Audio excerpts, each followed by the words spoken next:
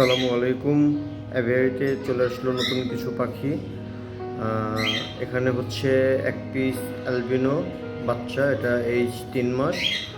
আর এখানে এক pair running lutino, মাদিটা হচ্ছে পাল, হ্যাপি পাল, আর মেলটা হচ্ছে শুধু লুটিনো।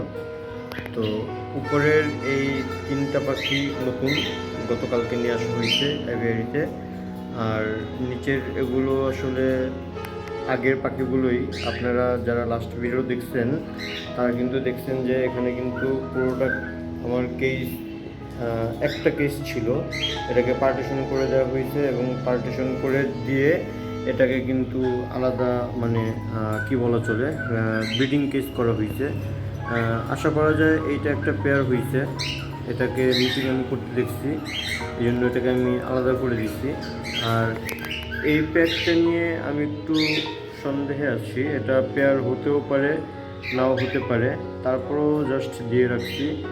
আর ওইখানে একটা সিঙ্গেল মেল আছে, ওইটার জন্য পেয়ার নতুন করে করার চিন্তা ভাবনা করতেছি। আর পাশাপাশি এইখানে এক পেয়ার নতুন, এটা রানিং পেয়ার। ফিমেলটা সম্ভবত হ্যাভি পাল না, শুধু পাল হতে পারে, লুটিনো পাল। আর এই তো অ্যালবিনো বাচ্চা, এটাকে মূলত নিয়ে আসছিলাম ফ্রি ফ্লাইংয়ের জন্য, কিন্তু এখন মনে হচ্ছে এটাকে ফ্রি ফ্লাইং করানো যাবে না, কারণ ফ্রি ফ্লাইং করাতে যে বয়সটা প্রয়োজন ওই বয়সটা বেশি হয়ে গেছে ওর। এখন যদিও সম্ভব আমি আমার জানালাগুলো লক করে কিন্তু ফ্রি ফ্লাইং করাতে পারি, কিন্তু এটা একটু আমার জন্য রিস্কি হয়ে যায়।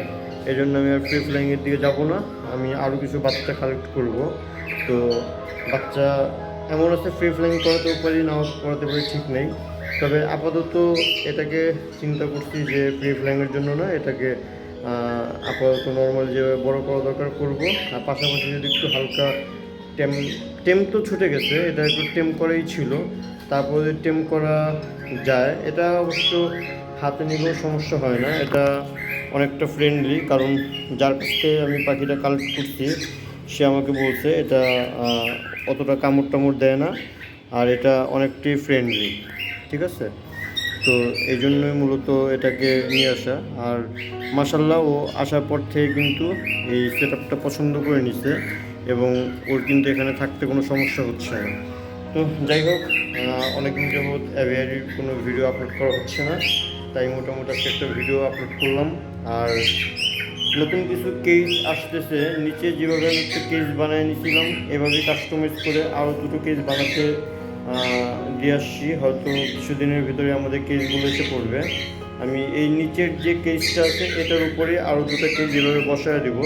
আর এই প্রতিটা কেজ হচ্ছে ব্রিডিং কেজ। আর নতুন করে আরেকটা সিঙ্গেল কেজ কিন্তু নিয়ে আসছি। তো এই তো মোটামুটি সেট আপ, আরও সামনে কিছু আপডেট হবে, নতুন কিছু পাখিও আসবে। তো আপাতত আজকের মতো ভিডিওটা এই পর্যন্তই। নতুন ভিডিও দেখার জন্য সবাই অপেক্ষায় থাকবেন। আর ইনশাল্লাহ অ্যাভিয়ারিতে নতুন নতুন পাখি আসবে খুব শীঘ্রই।